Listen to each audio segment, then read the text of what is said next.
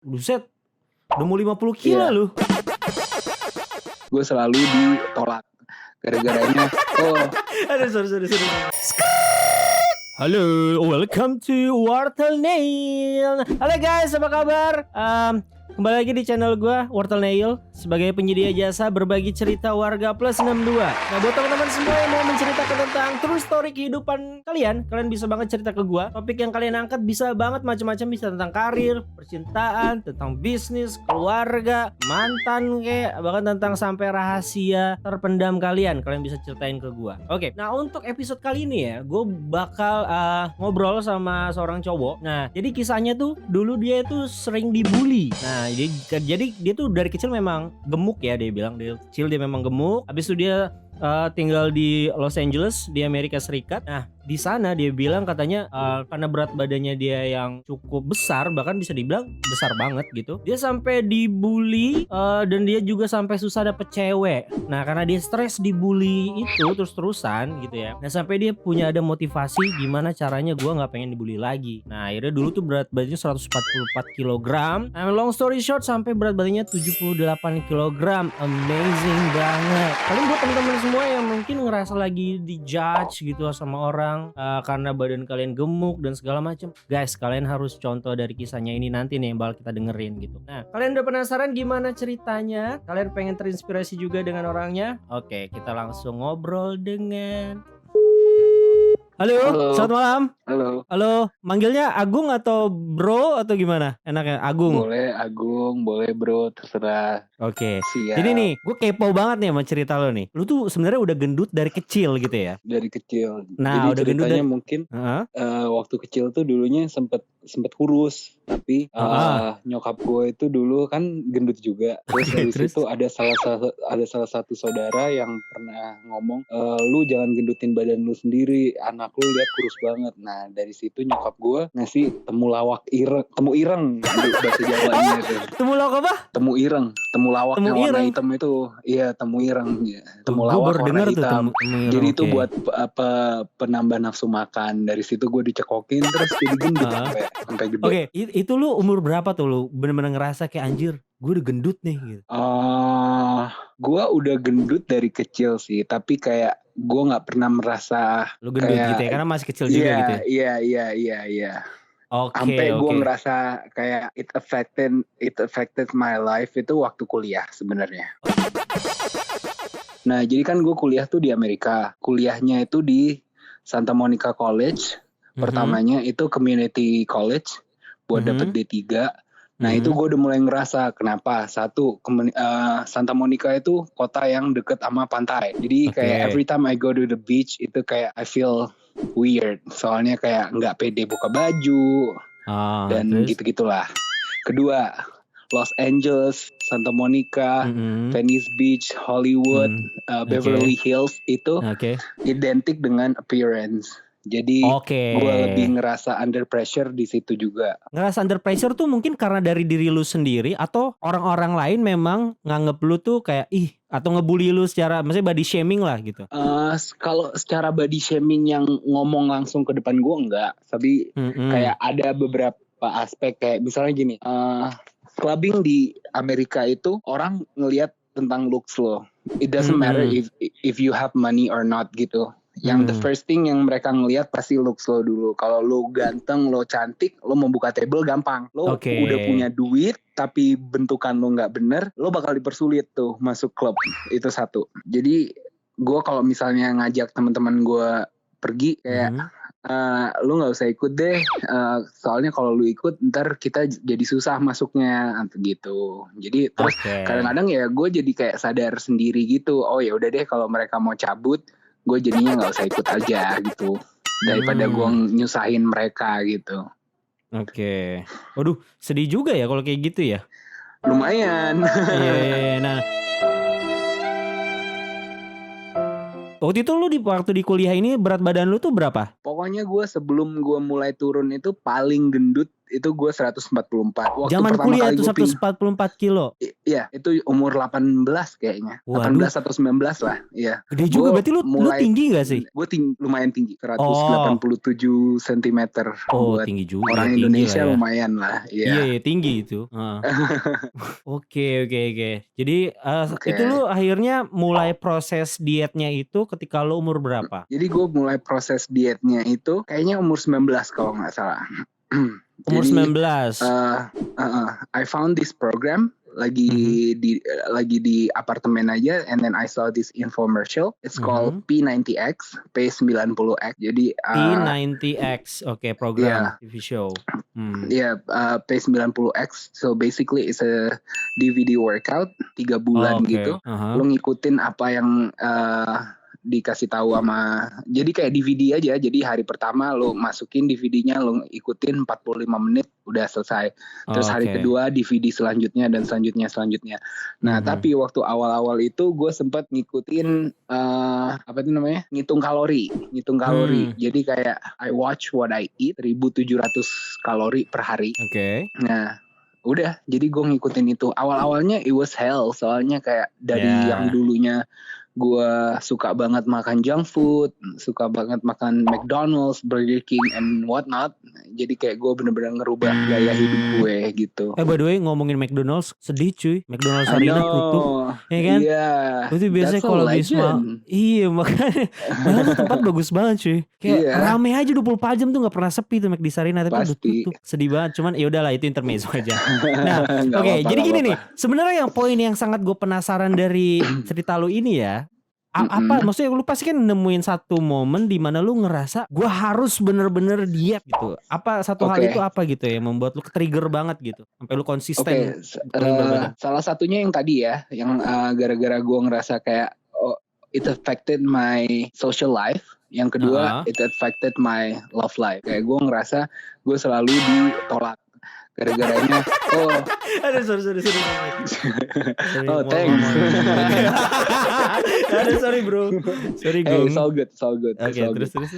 Ditolak kenapa? Bukan kayak gemuk tuh kan fluffy gitu. Enak kan buat fluffy, bantalan tidur sih. Enak buat ya itu tadi benar. Jadi orang-orang ngerasanya Agung, you're a teddy bear, kayak you're nice tapi you're not my type, tapi kayak you're so huggable, jadi ya udah selalu buat tempat bersandar doang.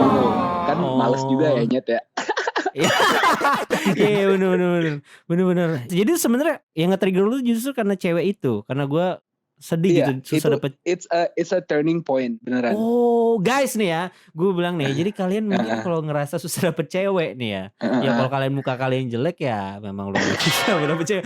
Kalau kalian ganteng tapi bukan kalian gemuk. Nah ini sebenarnya tergantung orang-orang juga sih ya. Orang kan ada yang suka cowok yang kayak lucu-lucu teddy bear gimana gitu.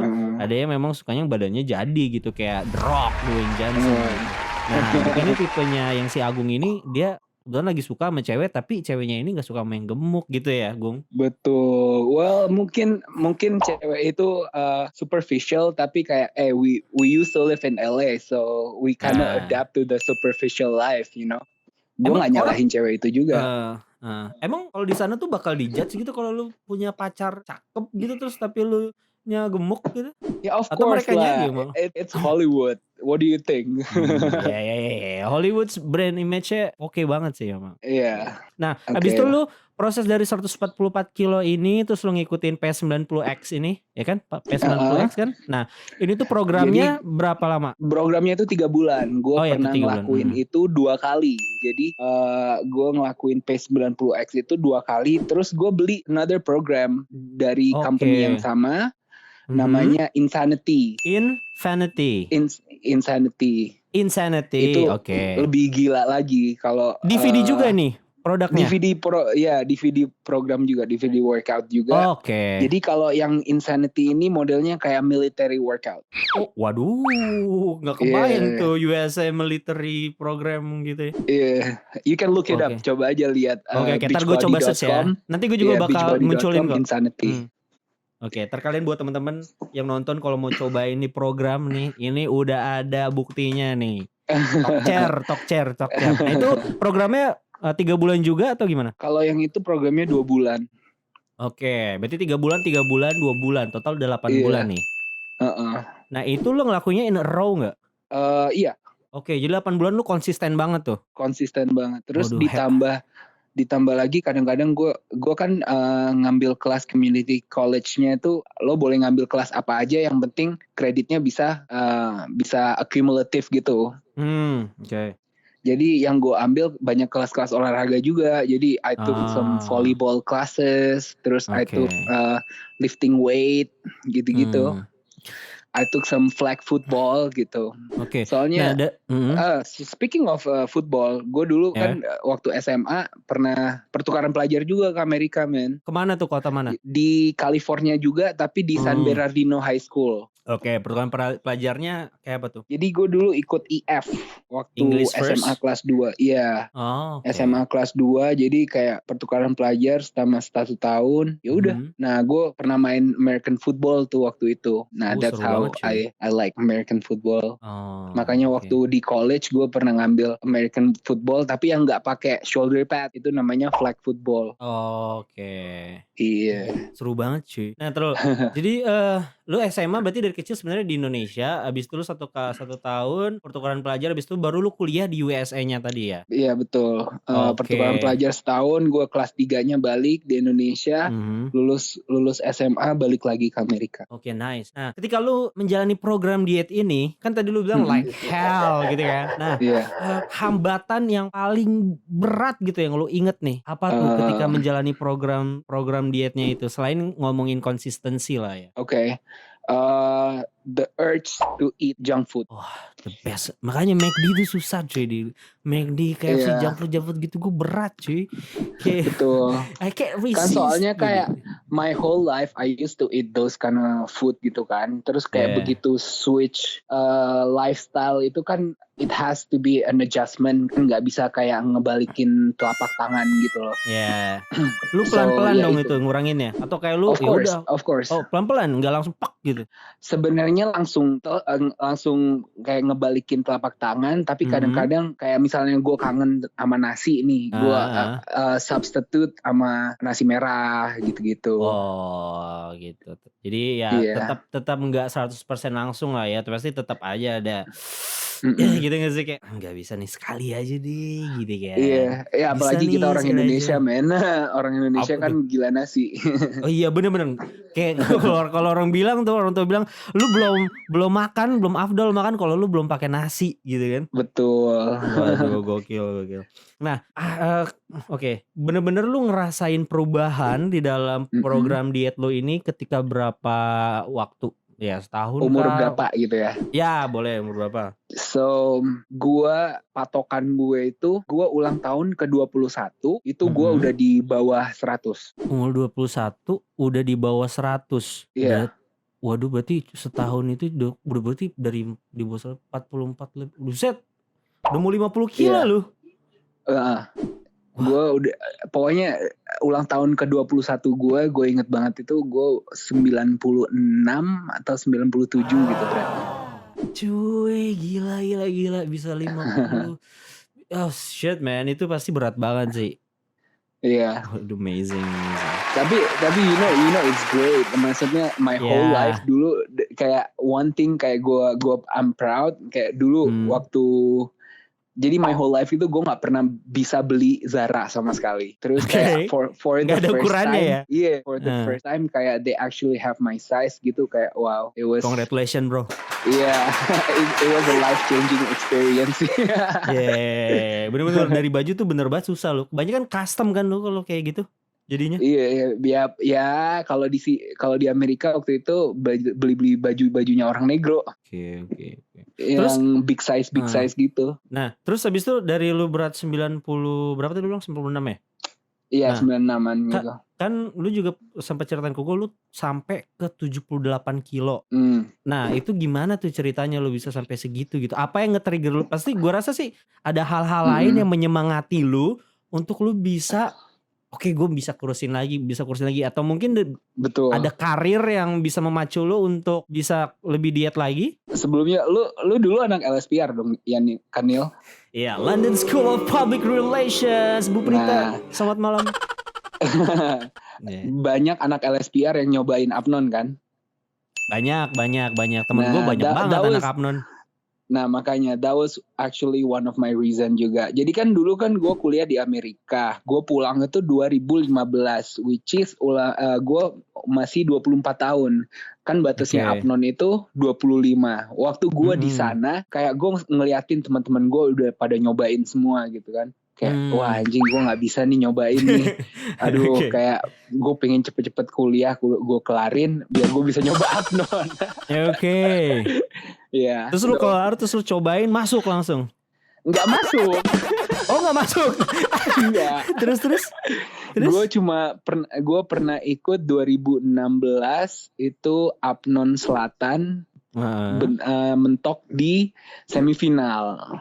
Nah jadi gara-gara itu yang satu pasangan sama gue waktu semifinal tuh dia kan masuk, dia sempat jadi cewek gue sih, so it was good. I still got something out of it. Ya. Akhirnya ada yang mau sama lu ya. Nonge pula, dia menang juara 3 di DKI. Juara 3 di DKI. Dia tahun 2016 2016 tuh kepoin tuh siapa tuh ceweknya tuh, cari tuh mantannya tuh zaman itu tuh siapa tuh. Nah berarti lu ketika lu udah jauh lebih kurus gini, lu rasa percaya diri lu lebih naik gitu ya?